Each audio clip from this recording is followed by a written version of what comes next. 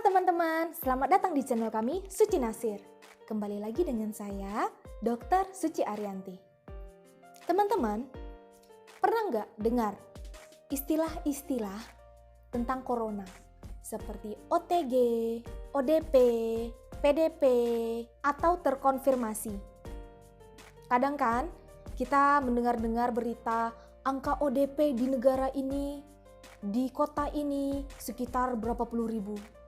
Sebenarnya apa sih istilah-istilah itu? Penasaran? Yuk kita ikuti.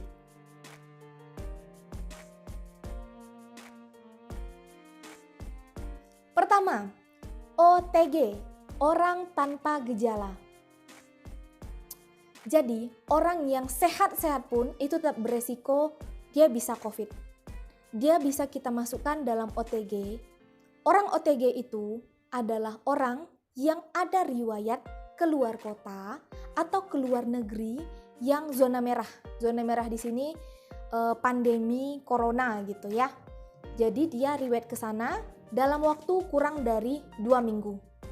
Atau orang ini dia ada riwayat kontak dengan pasien positif COVID-19. Maka dia termasuk dalam OTG. Yang kedua, ODP, orang dalam pemantauan.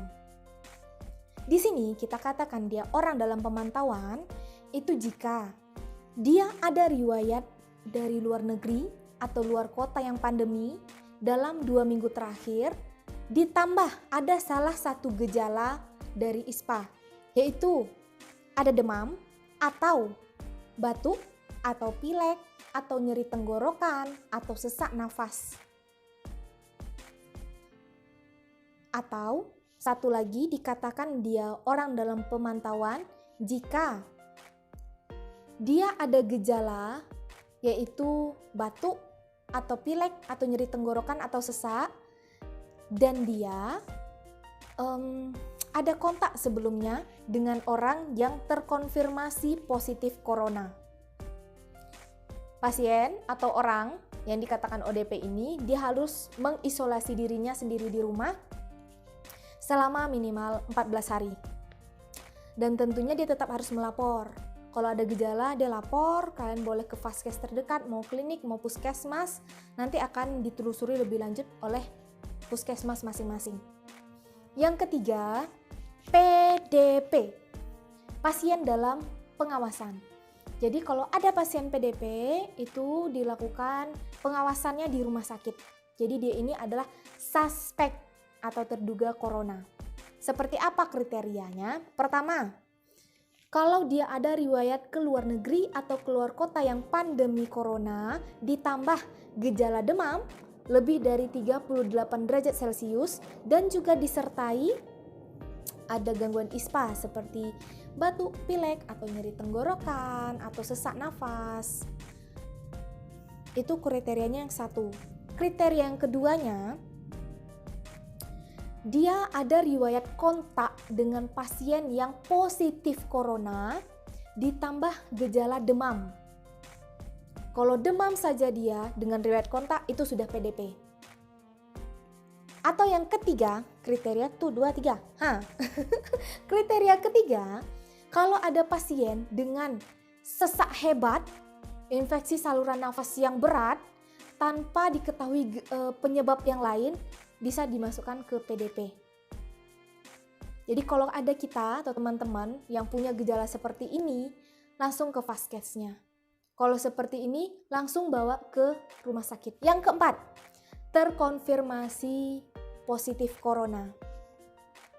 Jadi, pasien yang diduga-duga tadi nih, dilakukan cek pemeriksaan laboratorium yang dikatakan positif jika hasil dari PCR-nya positif. Jadi teman-teman, sudah tahu tadi kriteria-kriterianya, kira-kira teman masuk yang mana nih? Berminat pilih yang pertama, 2, 3, atau 4? Saya nggak berminat, makasih. Misal gini, kita analogikan ya, ada satu keluarga, emak, apa, anak, 2 incat. Ada anaknya 2 orang. Terus dia punya tetangga juga nih. Nah, si bapak itu baru dari luar negeri yang tinggi kejadian coronanya. ketika dia balik pulang ke rumah, dia tetap berinteraksi dengan istrinya, dengan kedua orang anaknya. Juga dia sempat nih ke tetangga bergosip, biasa gue pulang dari sini nih. Jadi dia berinteraksi sama tetangga tadi.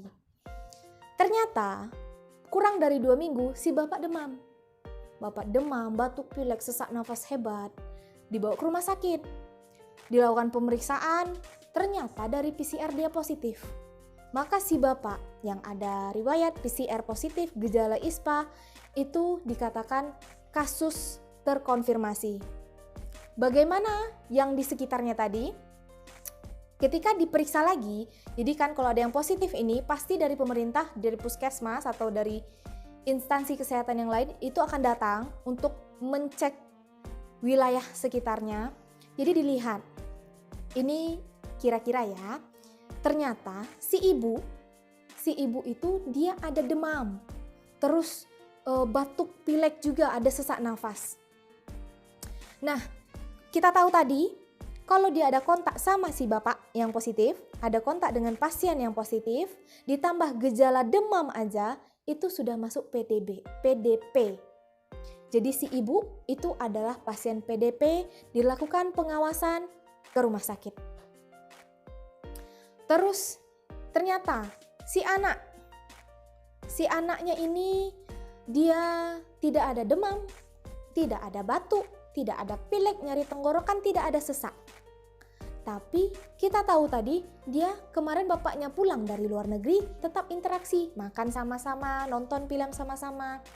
Berarti si anak ada kontak dengan pasien positif, dia tergolong OTG, orang tanpa gejala. Diselidiki lagi nih kan sama pihak kesehatan, ternyata kan tadi kita tahu si bapak kontak sama tetangga. Ternyata tetangganya ini sesudah kontak dia ada batuk. Tapi nggak demam nih, dia batuk, rasa-rasa nggak nyaman di tenggorokan.